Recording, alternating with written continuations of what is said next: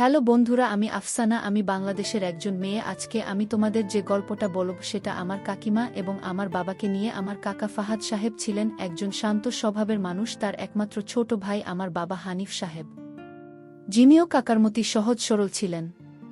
পারিবারিক বন্ধন আমাদের এতটাই দৃঢ় ছিল যে আউটসাইডাররা প্রায়শই আমাদের পরিবারকে আদর্শ হিসেবে গণ্য করত। এই গল্পের মূল চরিত্র আমার কাকিমা মেহেরিন, যিনি আমাদের পরিবারে এসেছিলেন এক ঝলক তাজা বাতাসের মতো।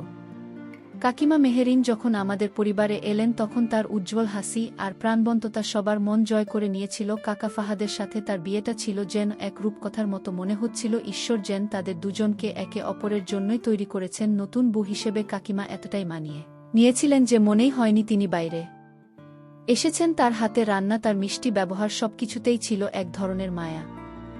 আমাদের পরিবারের প্রতিটি সদস্য তাকে মন থেকে আপন করে নিয়েছিল। বিশেষ করে আমি আফসানা কাকিমার সাথে আমার সম্পর্কটা ছিল যেন মায়ের মতোই। কাকাও কাকিমাকে অসম্ভব ভালোবাসতেন। তাদের মধ্যেকার প্রেম দেখে আমরা সবাই মুগ্ধ হতাম। কাকা ফাহাদ ব্যবসা করতেন, আর কিছুদিন পর ব্যবসার উন্নতির জন্য তিনি বিদেশে যাওয়ার সিদ্ধান্ত নিলেন।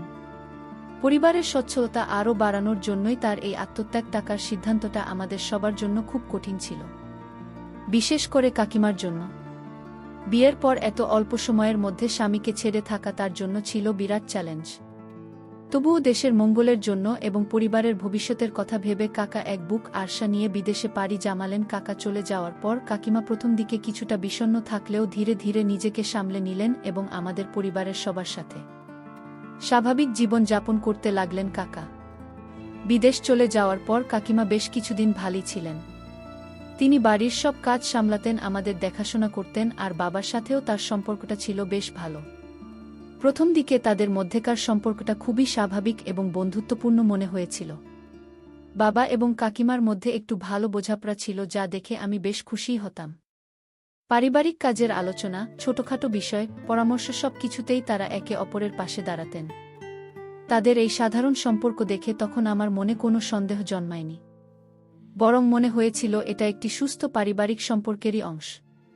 কিন্তু কিছুদিন পর আমি লক্ষ্য করলাম কাকিমার বাবার মধ্যে যেন এক নতুন সম্পর্ক গড়ে উঠছে।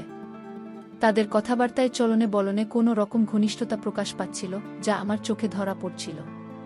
প্রতিদিন বাবার কাকিমার সেজে গুজে কোথায় যেন যেত।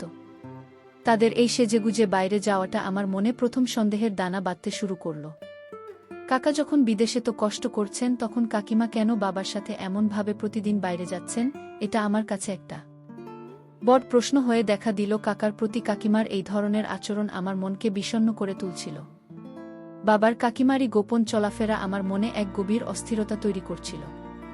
মনে মনে ভাবতাম, কাকা কাকিমাকে কত বিশ্বাস করে বিদেশে গেছেন, আর কাকিমা বাড়িতে বাবার সাথে এসব করছেন। বিশ্বাসটা ভাবতেও আমার ঘৃণা হচ্ছিল। প্রতিদিন বাবার কাকিমা যখন সেজেগুজে কোথাও যেত, তাদের বেশ হাসি খুশি মনে হতো তারা দুজনই খুব আপনজন, যেন একে অপরের প্রতি ভীষণ আগ্রহী। তাদের মুখে হাসি দেখে আমার মনটা আরও বেশি খারাপ হয়ে যেত। আমি কাকার প্রতি তাদের এমন আচরণের কথা ভেবে খুব কষ্ট পেতাম। তাদের এই চলাফেরা ধীরে ধীরে সকলের মনে সন্দেহে দানা বাঁধতে শুরু করল। শুধু আমি নই, ধীরে ধীরে আমার মা ও তাদের আচরণে সন্দেহ করতে শুরু করলেন। মা মাঝে মাঝে তাদের দিকে সন্দিহান দৃষ্টিতে তাকাতেন, কিন্তু কিছু বলতে পারতেন না। আমাদের পরিবারে এমন একটা চাপা উত্তেজনা তৈরি হলো, যা আগে কখনো ছিল না। কাকিমার বাবার এই রহস্যময় সম্পর্ক আমাদের পারিবারিক শান্তি নষ্ট করতে শুরু করেছিল। আমি প্রতিনিয়ত এই দুশ্চিন্তায় ভুগতাম যে কাকা যদি কোনোদিন এই বিশ্বাসটা জানতে পারেন তাহলে কি হবে। এই পরিস্থিতিতে আমি একদিন স্থির করলাম যে তারা কোথায় যায় এবং প্রতিদিন সেজেগুজে কেন যায়, এই বিশ্বাসটা আমাকে জানতেই হবে। আমার মনে একটা অদম্য কৌতূহল এবং কিছুটা আশঙ্কা জন্ম নিয়েছিল। আমি আর এই অনিশ্চয়তা নিয়ে থাকতে পারছিলাম না। আমি সিদ্ধান্ত নিলাম যে তাদের পিছু নিয়ে সত্যটা উদ্ঘাটন করব। হয়তো এর মাধ্যমে আমি আমার মন থেকে সব সন্দেহ দূর করতে পারব, অথবা এমন কিছু জানতে পারব যা আমাদের সবার জন্য এক বড় ধাক্কা হবে। তবে যাই হোক না কেন, আমি সত্যের মুখোমুখি হতে প্রস্তুত ছিলাম।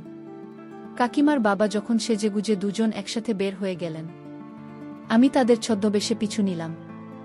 আমার হৃৎপিণ্ড দ্রুত লাফাচ্ছিল, এক অদ্ভুত ভয় আর কৌতূহল আমাকে তাড়া করছিল।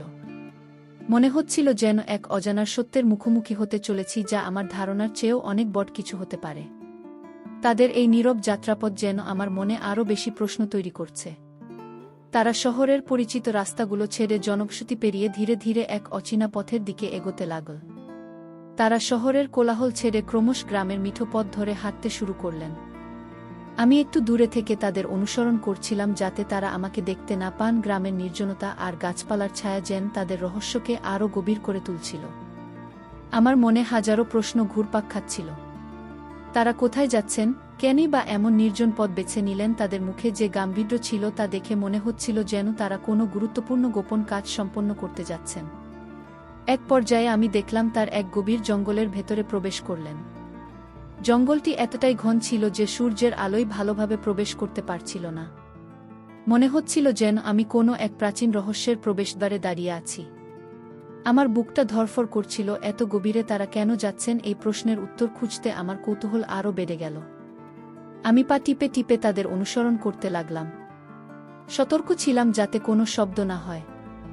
জঙ্গলের আরও গভীরে প্রবেশ করার পর আমি দেখলাম তার একটি ছোট্ট কুঁড়েঘরের দিকে এগোচ্ছেন। কুঁড়েঘরটি চারপাশে গাছপালায় এতটাই ঢাকা ছিল যে বাইরে থেকে সহজে চোখে পড়ার মতো ছিল না। মনে হলো যেন কোনো গোপন আশ্রয়স্থল। আমার সকল সন্দেহ তখন চরম পর্যায়ে পৌঁছে গিয়েছিল। এই নির্জন জঙ্গলের মাঝে এমন একটি কুঁড়েঘরে তারা কি করতে পারে? আমার মনে হচ্ছিল যেন আমি কোনো চলচ্চিত্রের দৃশ্যের অংশ। বিষয়টা আমার কাছে কৌতূহলী মনে হলো। তারা যখন কুঁড়েঘরের ভেতরে প্রবেশ করলেন, আমি ধীরে ধীরে কুঁড়েঘরটির কাছে গেলাম। আমার সকল ইন্দ্রিয় সজাগ ছিল। আমি নিঃশ্বাস বন্ধ করে রাখলাম যাতে কোনো শব্দ না হয়। আমার মনে হচ্ছিল যেন আমি এমন কিছু দেখতে চলেছি যে আমার জীবনকে চিরতরে বদলে দেবে। আমি জানালার ফাঁক দিয়ে ভেতরে কি হচ্ছে তা দেখার চেষ্টা করলাম। কিন্তু সেখানে গিয়ে আমি অবাক হয়ে গেলাম। আমার সকল ভাবনা ভুল হয়ে গেল। আমার সমস্ত সন্দেহ এক মুহূর্তে দূর হয়ে গেল। আমি যা দেখলাম তা আমার কল্পনার সম্পূর্ণ বিপরীত ছিল। ভেতরে কোনো অনৈতিক কার্যকলাপ চলছিল না। আমার মনে যে কুৎসিত ভাবনাগুলো জমেছিল তা মুহূর্তেই অদৃশ্য হয়ে গেল। যা দেখলাম তা আমাকে এক অন্যরকম অনুভূতি দিল। তারা সেখানে সেই কুঁড়েঘরে এক দরবেশ বাবার কাছ থেকে। তারা দুজনেই আধ্যাত্মিক বিদ্যা লাভ করার জন্যই যেত। গাজী বাবা ছিলেন একজন প্রখ্যাত সাধক যিনি আধ্যাত্মিক জ্ঞান প্রদান করতেন। তারা মেঝেতে বসে গাজী বাবার কথা অত্যন্ত মনোযোগ দিয়ে শুনছিলেন। তাদের চোখে ছিল শ্রদ্ধা আর ভক্তি। তারা কোনো গোপন অভিসারে যাননি, বরং আত্মিক শান্তির সন্ধানে গিয়েছিল। তাদের মুখে ছিল পরম প্রশান্তি। তারা খুবই ধার্মিক ছিল। আর আমি তাদের কতই না ভুল বুঝেছিলাম। আমার নিজের উপরই তখন ভীষণ রাগ হচ্ছিল। সামান্য কিছু দেখে না জেনেই আমি কত বড় একটা ভুল ধারণার জন্ম দিয়েছিলাম। আসলে ভুল থেকে অনেক সময় অনেক বড় ধরনের ক্ষতি হয়ে যায়। ভুল ধারণার কারণে মানুষ ও মানুষের মধ্যে চরম পর্যায়ের বিভেদ সৃষ্টি হয়, যার ফলাফল খুব ভয়াবহ হয়ে থাকে। আমি দ্রুত সেখান থেকে চলে এলাম। আমার মনটা তখন অনুশোচনায় ভুলে গিয়েছিল। আমি বুঝতে পারছিলাম আমি কত বড় ভুল করতে চলেছিলাম। সেদিন জঙ্গল থেকে বাড়ি ফেরার পথে আমার মনের মধ্যে এক অদ্ভুত ঝড় বইছিল। একদিকে ছিল নিজের ভুল বোঝার যন্ত্রণা, আরেকদিকে ছিল বাবা আর কাকিমার প্রতি এক গভীর শ্রদ্ধা। তাদের নির্দোষিতা প্রমাণ হওয়ায় আমার মনটা হালকা হয়েছিল, কিন্তু একই সাথে নিজের অবিবেচক চিন্তাভাবনার জন্য ভীষণ লজ্জিত ছিলাম। সেদিন আকাশের চাঁদটাও যেন আমার দিকে তিরস্কারে দৃষ্টিতে তাকিয়েছিল। আমি প্রতিজ্ঞা করলাম এই ভুলের পুনরাবৃত্তি যেন আর কখনো না হয়। বাড়িতে ফিরে আসার পর আমি কেমন যেন চুপচাপ হয়ে গিয়েছিলাম। মা আমার এই পরিবর্তন লক্ষ্য করলেন এবং আমাকে জিজ্ঞেস করলেন, কি হয়েছে আফসানা, তোর মুখটা এমন মলিন লাগছে কেন? আমি তখন মাকে সব খুলে বলার সাহস পাচ্ছিলাম না, কারণ আমার ভুলের কারণে মা ও বাবা কাকিমা সম্পর্কে ভুল ধারণা পোষণ করছিলেন। যদি মাকে সত্যিটা বলি তাহলে হয়তো তিনি নিজের ভুল বুঝতে পেরে কষ্ট পাবেন। তাই আমি শুধু বললাম, কিছু না মা, একটু শরীরটা খারাপ লাগছে। আমার মনের মধ্যে তখন একটাই ভাবনা ঘুরছিল, বাবা আর কাকিমার কাছে কিভাবে ক্ষমা চাবো। তারা যে এত ধার্মিক আর আধ্যাত্মিক পথের পথিক তা আমি ঘুণাক্ষরেও টের পাইনি। তাদের নিছক সরলতা আর বিশ্বাসকে আমি কত নীচভাবে বিচার করেছিলাম। আমার এই ভুল ধারণা যে কত বড় অন্যায় ছিল তা ভেবে আমি অস্থির হয়ে পড়ছিলাম। এই অনুশোচনা আমাকে ভেতর থেকে কুড়ে খাচ্ছিল। পরের দিন থেকে আমি বাবা আর কাকিমার প্রতি আমার আচরণে পরিবর্তন আনার চেষ্টা করলাম। আগে যেখানে তাদের দিকে সন্দেহের চোখে তাকাতাম, এখন সেখানে আমার চোখে ছিল শ্রদ্ধা আর ভালোবাসা। তাদের প্রত্যেকটি কাজ এখন আমার কাছে মহৎ মনে হচ্ছিল। আমি তাদের সাথে আরও বেশি সময় কাটানোর চেষ্টা করতাম। তাদের আধ্যাত্মিক আলোচনা মন দিয়ে শুনতাম। আমার মনে হচ্ছিল এই আলোচনার মাধ্যমে আমিও যেন নতুন কিছু শিখতে পারছি। কাকিমার বাবা তাদের আধ্যাত্মিক শিক্ষা বাড়িতেও অনুশীলন করতেন। তারা নিয়মিত ধর্মীয় গ্রন্থপাঠ করতেন, ধ্যান করতেন এবং বিভিন্ন আধ্যাত্মিক বিষয়ে আলোচনা করতেন। আমি লক্ষ্য করলাম তাদের জীবনযাপন আরও শান্ত ও সংযত হয়ে উঠেছে। তাদের এই পরিবর্তন আমার মনকে গভীরভাবে নাড়া দিচ্ছিল। মনে মনে ভাবতাম, এই নির্দোষ মানুষগুলোকে আমি কত বড় অপবাদ দিতে যাচ্ছিলাম। আমার এই পরিবর্তন মাও লক্ষ্য করলেন। তিনি বিস্মিত হচ্ছিলেন আমার নতুন আচরণ দেখে। হয়তো তিনি ভাবছিলেন, আগে যেখানে আমি তাদের প্রতি সন্দিহান ছিলাম, এখন কেন আমি এত আগ্রহ দেখাচ্ছি। কিন্তু মা তখনও জানতেন না আসল ঘটনাটা কি। আমার মনে হচ্ছিল সঠিক সময় এলেই মাকে সব জানানো উচিত, কিন্তু তার আগে আমাকে আরও কিছু সময় অপেক্ষা করতে হবে। দিনের পর দিন বাবা আর কাকিমার এই আধ্যাত্মিক জীবনযাপন আমাকে মুগ্ধ করছিল। তাদের ভক্তি আর বিশ্বাস এতটাই গভীর ছিল যে তা আমার মনেও এক নতুন পথের ইঙ্গিত দিচ্ছিল। আমি বুঝতে পারছিলাম জীবনে শুধুমাত্র পার্থিব সুখী সব নয়, আত্মিক শান্তিও অনেক জরুরি। তাদের দেখে আমারও আধ্যাত্মিকতার প্রতি আগ্রহ বাড়তে শুরু করল। আমার কাকা ফাহাদ বিদেশ থেকে মাঝে মাঝেই ফোন করতেন। তিনি কাকিমার খোঁজখবর নিতেন, আমাদের পরিবারের সবার কুশল জানতে চাইতেন। কাকার সাথে কথা বলার সময় আমার মনে আরও বেশি কষ্ট হতো, কারণ আমি জানতাম কাকা তাদের পরিবারকে কতটা বিশ্বাস করেন। আমি মনে মনে প্রার্থনা করতাম, কাকা যেন কোনোদিন জানতে না পারেন যে আমি তাদের প্রতি এমন ভুল ধারণা পোষণ করেছিলাম। এই সত্যটা চিরকাল আমার কাছে গোপন থাকুক, এই কামনা করছিলাম। কাকিমার বাবার আধ্যাত্মিক জীবনের এই নতুন দিকটা আবিষ্কার করার পর আমার মনে একটা গভীর পরিবর্তন এসেছিল। আমার ভেতরের নেতিবাচক ভাবনাগুলো যেন ধুয়ে মুছে পরিষ্কার হয়ে যাচ্ছিল।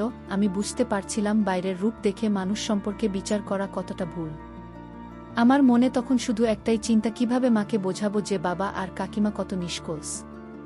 মায়ের মনেও যে ভুল ধারণা জন্মেছে সেটা দূর করা আমার জন্য জরুরি হয়ে পড়েছিল। একদিন মা আবার বাবা আর কাকিমার বিষয়ে আমাকে জিজ্ঞেস করলেন। মা বেশ চিন্তিত মনেই বললেন, আফসানা, তোর বাবার কাকিমারই প্রতিদিন বাইরে যাওয়াটা আমার ঠিক ভালো লাগছে না। ফাহাদ বিদেশ থেকে ফোন করলে আমি কি বলবো? মায়ের উদ্বেগ দেখে আমার মনটা আরও খারাপ হয়ে গেল। আমি আর চুপ থাকতে পারলাম না। সিদ্ধান্ত নিলাম, এখনই মাকে সব বলে দেব। এটা গোপন রাখা ঠিক হবে না। আমি মাকে আমার দেখার সব ঘটনা খুলে বললাম, কিভাবে আমি তাদের পিছু নিয়েছিলাম, জঙ্গলের মধ্যে কুড়েঘরটা দেখে কতটা ভুল বুঝেছিলাম। আর শেষ পর্যন্ত সেখানে গিয়ে দরবেশ বাবা গাজী বাবার কাছে তাদের আধ্যাত্মিক জ্ঞান লাভের বিষয়টি দেখতে পেলাম। সবকিছু বিস্তারিতভাবে মাকে জানালাম। মা প্রথমে আমার কথা শুনে অবাক হয়েছিলেন, তার চোখে মুখে অবিশ্বাস স্পষ্ট ছিল। তিনি কিছুক্ষণ চুপ করে রইলেন, যেন আমার কথাগুলো মেলাতে চেষ্টা করছিলেন। আমার কথা শেষ হওয়ার পর মা ধীর কণ্ঠে বললেন, সত্যি বলছি সাফসানা, আমি বিশ্বাস করতে পারছি না আমরা এত বড় ভুল বুঝেছিলাম। মায়ের চোখে তখন অনুশোচনার ছাপ স্পষ্ট। তিনি কিছুক্ষণ পর আমার দিকে তাকিয়ে বললেন, আমাদের কত বড় অন্যায় হয়ে গেছে রে। নির্দোষ মানুষগুলোকে আমরা কত কষ্ট দিয়েছি নিজেদের সন্দেহের কারণে। মায়ের কণ্ঠে এক গভীর আফসোস ছিল যা আমাকেও ব্যথিত করে তুলল। মার সঙ্গে সঙ্গে বাবা আর কাকিমার কাছে গিয়ে তাদের কাছে ক্ষমা চাইলেন। মায়ের চোখে জল ছিল। তিনি বললেন, মেহেরিন, হানিফ, তোমরা আমাদের ক্ষমা করে দিও। আমরা তোমাদের ভুল বুঝেছিলাম। তোমাদের পবিত্রতাকে আমরা নিজেদের নোংরা চিন্তাভাবনা দিয়ে কলুষিত করেছিলাম। বাবার কাকিমা প্রথমে কিছুটা বিস্মিত হলেও পরে পরিস্থিতি বুঝতে পারলেন এবং মাকে সান্ত্বনা দিলেন। তারা বললেন, মানুষ ভুল করে, এতে কোনো দোষ নেই।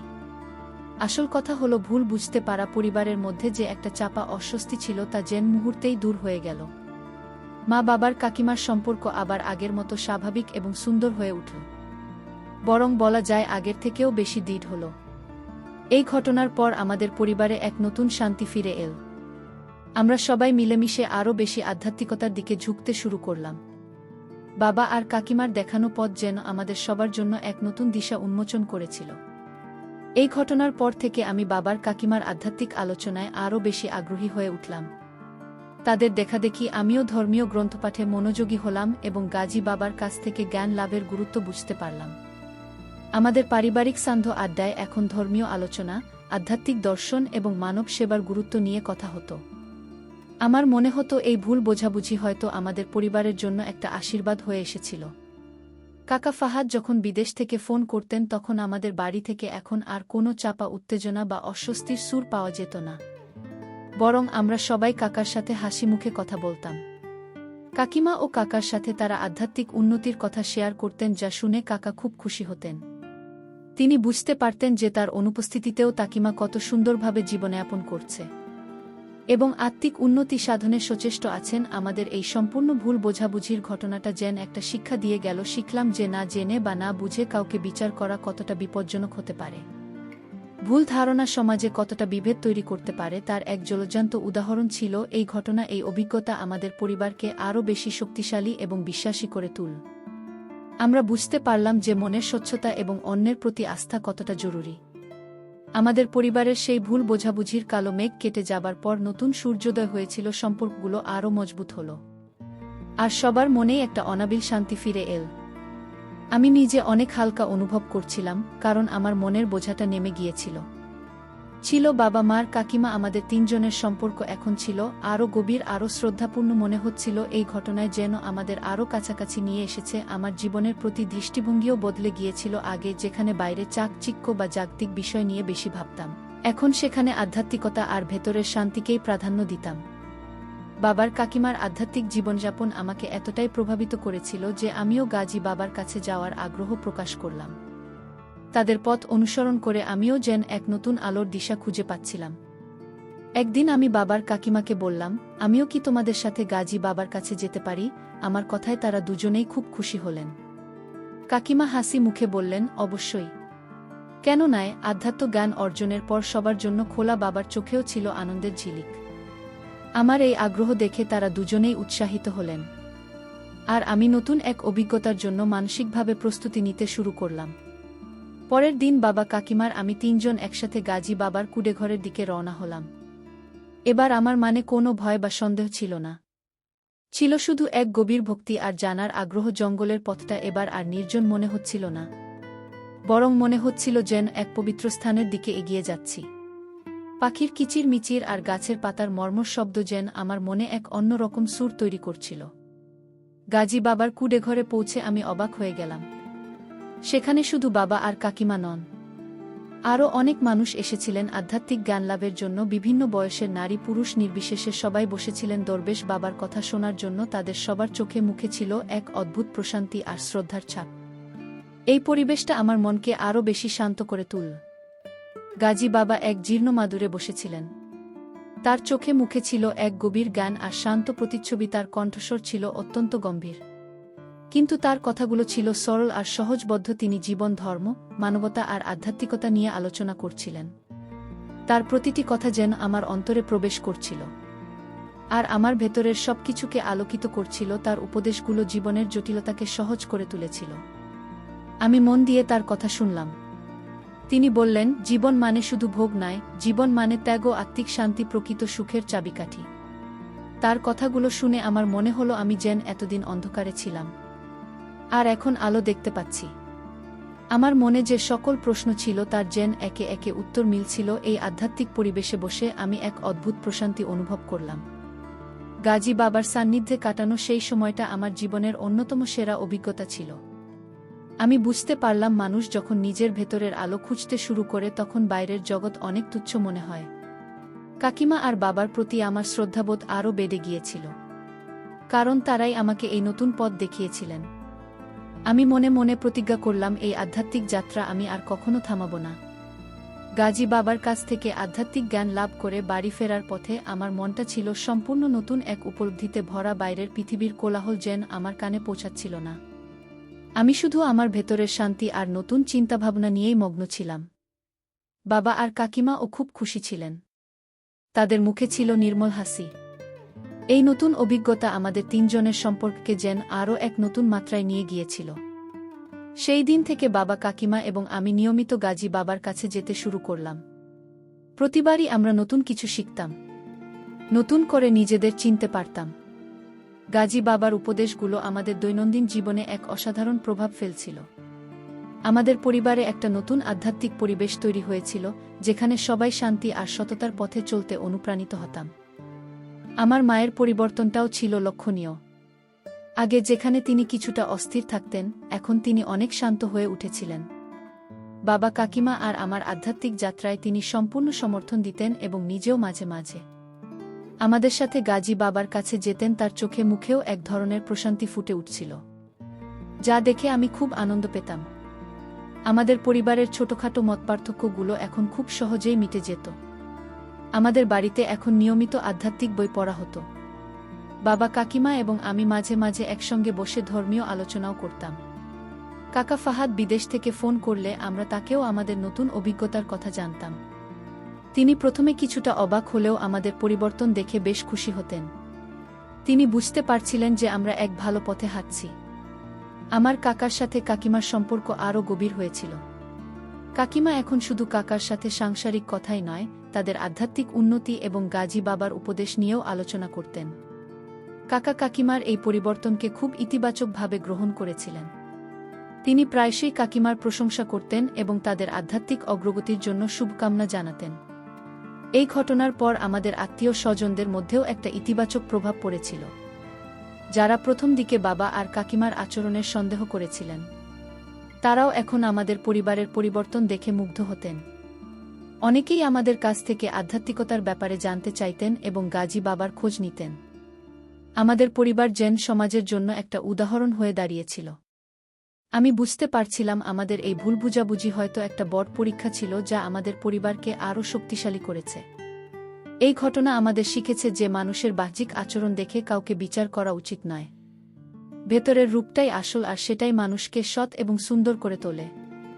আমাদের সবার মনেই এখন অন্যের প্রতি শ্রদ্ধা আর ভালোবাসার এক নতুন ধারণা জন্ম নিয়েছিল। দিনের পর দিন আমাদের আধ্যাত্মিক যাত্রা আমাদের জীবনকে আরও অর্থবহ করে তুলছিল।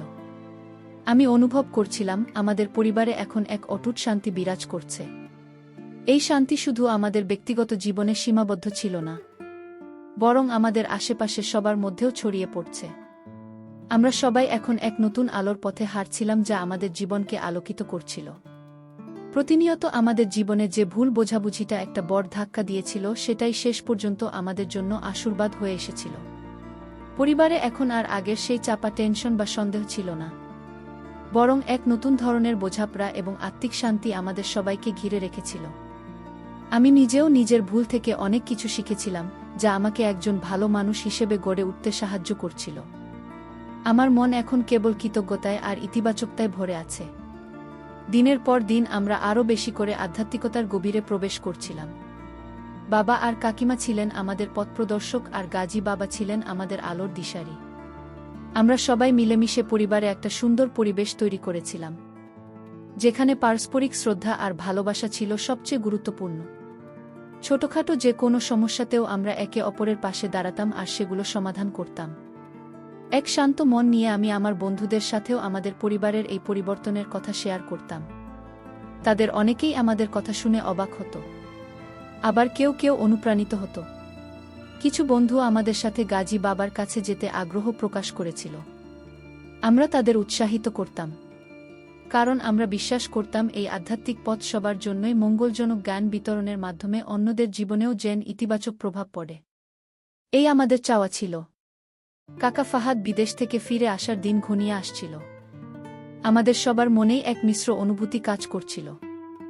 একদিকে যেমন কাকার জন্য অধীর অপেক্ষা ছিল, তেমনি আরেকদিকে ছিল একটা চিন্তা, কাকা কি আমাদের এই নতুন জীবনধারাকে সহজে মেনে নিতে পারবেন? আমরা জানতাম কাকা একজন আধুনিক মানুষ, তাই তার পক্ষে আমাদের আধ্যাত্মিক পরিবর্তনটা বোঝা কতটা সহজ হবে তা নিয়ে একটু সংশয় ছিল। তবে বাবার কাকিমা কাকার সাথে আমাদেরই আধ্যাত্মিক যাত্রা নিয়ে নিয়মিত আলোচনা করতেন। তারা কাকার কাছে গাজী বাবার উপদেশ, আত্মিক শান্তি এবং জীবনের প্রকৃত অর্থ সম্পর্কে ব্যাখ্যা করতেন। তারা বোঝাতেন যে এই পরিবর্তনগুলো আমাদের জীবনকে আরও সুন্দর আর অর্থপূর্ণ করেছে। আর এটা কোনো অন্ধবিশ্বাস নয়, বরং মনের শান্তি আর ইতিবাচকতার এক নতুন পথ। কাকাও তাদের কথা মনোযোগ দিয়ে শুনতেন। তার কণ্ঠস্বরে কিছুটা কৌতূহল থাকলেও কোনো বিরক্তি ছিল না। তিনি আমাদের পরিবারের প্রতিটি সদস্যের ইতিবাচক পরিবর্তন লক্ষ্য করছিলেন। যখন তিনি জানতে পারলেন যে আমি নিজেও আধ্যাত্মিক পথে হাঁটছি, তখন তিনি আরও আশ্বস্ত হলেন। তার মনেও যেন এক নতুন আশার আলো জ্বলে উঠল। এক ভিন্ন উপলব্ধি দ্বার উন্মোচিত হল। শেষ পর্যন্ত সেই দিনটি এল যেদিন কাকা ফাহাদ দেশে ফিরলেন। আমরা সবাই বিমানবন্দরে তাকে স্বাগত জানাতে গিয়েছিলাম। কাকার চোখে মুখে ছিল দীর্ঘ ভ্রমণের ক্লান্তি, কিন্তু আমাদের দেখে তার মুখে ফুটে উঠল এক নির্মল হাসি। তিনি আমাদের সবাইকে বুকে জড়িয়ে ধরলেন, আর আমরা অনুভব করলাম এক পরিবারের অটুট বন্ধন। আমি লক্ষ্য করলাম কাকার চোখে এখন আর আগের সেই কঠিন বা সংশয়ের দৃষ্টি নেই। বাড়িতে ফিরে আসার পর কাকা আমাদের পরিবারের এই নতুন পরিবেশ দেখে কিছুটা বিস্মিত হলেন। আমাদের সবার মুখে ছিল এক ধরনের প্রশান্তি যা তিনি হয়তো আগে দেখেননি। কাকা অনুভব করতে পারছিলেন যে এই বাড়িতে এক ইতিবাচক শক্তি বিরাজ করছে, যা সবার মনকে শান্ত আর আনন্দময় করে তুলেছে। তার নিজের মনেও এক অদ্ভুত শান্তি নেমে এল। দীর্ঘদিনের ক্লান্তি দূর হয়ে গেল। কাকা ফাহাদ বাড়িতে ফিরে আসার পর সবকিছু যেন নতুন করে প্রাণ পেল। তার মুখে হাসি, আর আমাদের চোখে ছিল আনন্দ। তবে সবচেয়ে বড় পরিবর্তনটা ছিল কাকার মনের ভিতর। আমাদের পরিবারে এই আধ্যাত্মিক পরিবেশ তাকে গভীরভাবে প্রভাবিত করেছিল। তিনি লক্ষ্য করছিলেন আমাদের সবার মধ্যে এক অদ্ভুত শান্তি আর ইতিবাচকতা যা আগে কখনো ছিল না। কাকিমার বাবা তাকে সবটা খুলে বললেন কিভাবে তারা গাজী বাবার কাছে যেতেন, আধ্যাত্মিক জ্ঞান লাভ করতেন, আর কিভাবে এই জ্ঞান আমাদের জীবনকে বদলে দিয়েছে। কাকা মনোযোগ দিয়ে সব শুনলেন। তার চোখে কোনো অবিশ্বাস ছিল না, বরং ছিল এক গভীর কৌতূহল। তিনি বললেন, আমি বুঝতে পারছি তোমরা এক সুন্দর পথের দিশা পেয়েছ। আমি যখন বিদেশে ছিলাম তখন তোমাদের পরিবর্তনগুলো ফোনের মাধ্যমে কিছুটা অনুভব করেছিলাম, কিন্তু এখন নিজের চোখে দেখে আমি সত্যিই অভিভূত। কাকার কথায় আমাদের সবার মন ভরে গেল। তিনি আমাদের এই আধ্যাত্মিক যাত্রায় সম্পূর্ণ সমর্থন জানালেন এবং নিজেও আগ্রহী হলেন এই পথের পথিক হতে। পরের দিন থেকে কাকাও আমাদের সাথে গাজী বাবার কাছে যেতে শুরু করলেন। প্রথম দিকে তার মনে কিছু প্রশ্ন থাকলেও গাজী বাবার গানগর্ভ আলোচনা শুনে তার সব সংশয় দূর হয়ে গেল। কাকা অনুভব করতে পারছিলেন যে আর্থিক শান্তি জীবনের আসল লক্ষ্য, আর জাগতিক সুখ ক্ষণস্থায়ী। তিনি ধীরে ধীরে আধ্যাত্মিকতার গভীরে প্রবেশ করতে শুরু করলেন, আর তার জীবনেও এক নতুন পরিবর্তন আসতে শুরু করল। আমাদের পরিবারে এখন এক অসাধারণ পরিবেশ বিরাজ করছিল। বাবা, মা, কাকা, কাকিমা এবং আমরা সবাই মিলেমিশে এক আধ্যাত্মিক জীবনযাপন শুরু করেছিলাম। আমাদের বাড়িতে এখন নিয়মিত ধর্মীয় আলোচনা, ধ্যান এবং মানব সেবার কথা হতো। আমরা বুঝতে পারছিলাম যে ভুল বোঝাবুঝি থেকে শুরু হওয়া একটা ঘটনা কেমন করে একটা পরিবারকে সঠিক পথের দিশা দেখাতে পারে। আমাদের এই ঘটনা সমাজের অনেক মানুষের কাছেই শিক্ষণীয় হয়ে উঠেছিল। অনেকেই আমাদের দেখে অনুপ্রাণিত হচ্ছিলেন এবং আধ্যাত্মিকতা দেখে ঝুঁকছিলেন। আমরা বুঝতে পারছিলাম যে ভুল ধারণার কারণে যে বিভেদ তৈরি হয় তা দূর করতে পারলে সম্পর্ক আরও মজবুত হয় এবং জীবনে আসে অনাবিল শান্তি। আমাদের পরিবার এখন শুধু আমাদের নিজেদের জন্য নয়, অন্যদের জন্য এক অনুপ্রেরণার উৎস হয়ে উঠেছিল। আজ আমরা যখন পেছন ফিরে তাকাই তখন মনে হয় সেই সন্দেহ, সেই অস্থিরতা সবকিছুই যেন একটা পরীক্ষার অংশ ছিল। সেই পরীক্ষার ফলস্বরূপ আমরা পেয়েছি এক নতুন জীবন, এক নতুন উপলব্ধি। কাকিমা মেহরিন, যিনি এক সময় আমার ভুল ধারণার শিকার হয়েছিলেন, তিনিই আজ আমাদের পরিবারের আধ্যাত্মিকতার প্রতীক। তার দেখানো পথেই আমরা সবাই খুঁজে পেয়েছি জীবনের আসল অর্থ। আমাদের গল্পটা হয়তো অনেকের জন্যই একটা বার্তা নিয়ে আসবে। জীবনে চলার পথে অনেক ভুল বোঝাবুঝি আসতে পারে, কিন্তু সেগুলোকে ভয় না পেয়ে সত্যের অনুসন্ধান করা উচিত। কারণ সত্যই পারে সব বিভেদ দূর করতে এবং মানুষের মধ্যে ভালোবাসার সেতুবন্ধন তৈরি করতে। আর এই ভালোবাসা, বিশ্বাস আর শ্রদ্ধা দিয়েই আমরা গড়ে তুলতে পারি এক সুন্দর সমাজ। তাই বন্ধুরা, জীবনে কখনো না জেনে বা না বুঝে কাউকে বিচার করা উচিত নয়। বাইরের রূপ দেখে মানুষের ভেতরের রূপ বোঝা অসম্ভব। অনেক সময় আমাদের ভুল ধারণাগুলোই মানুষের মধ্যে বিভেদ সৃষ্টি করে এবং সম্পর্কগুলোকে দুর্বল করে তোলে। কিন্তু যখন আমরা সত্যকে জানতে পারি এবং নিজেদের ভুল স্বীকার করি, তখন সম্পর্কগুলো আরও মজবুত হয় এবং জীবনে আসে অনাবিল শান্তি। আধ্যাত্মিকতা এবং সত্যের পথে হাঁটার মাধ্যমে মানুষ তার ভুল বুঝতে পারে এবং সঠিক পথে ফিরে আসতে পারে, যা কেবল ব্যক্তিগত জীবন নয়, পারিবারিক ও সামাজিক জীবনেও ইতিবাচক পরিবর্তন নিয়ে আসে। সত্যিকারের সুখ আর শান্তি মেলে আত্মিক উন্নতি এবং পারস্পরিক বিশ্বাসে, যা বাহ্যিক চাকচিক্য বা জাগতিক প্রাপ্তির চেয়েও অনেক বেশি মূল্যবান। বন্ধুরা, গল্পের শেষে আমি তোমাদেরকে বলতে চাই, ভুল বোঝাবুঝি কিভাবে একটা পরিবারকে বড় ক্ষতির দিকে ঠেলে দিতে পারে, আবার সেই ভুল থেকেই কিভাবে নতুন পথের সন্ধান পাওয়া যেতে পারে। তোমাদের জীবনেও যদি এমন কোনো ভুল বোঝাবুঝি ঘটে থাকে, তবে সত্যের অনুসন্ধান করো এবং ভালোবাসার মাধ্যমে সবকিছু সমাধান করার চেষ্টা করো। যদি গল্পটি ভালো লাগে তাহলে লাইক, কমেন্ট ও শেয়ার করতে ভুলো না। আর আমার চ্যানেল এ নতুন হলে অবশ্যই সাবস্ক্রাইব করে পাশে থেকো। দেখা হবে পরের ভিডিও এ সবাইকে ধন্যবাদ।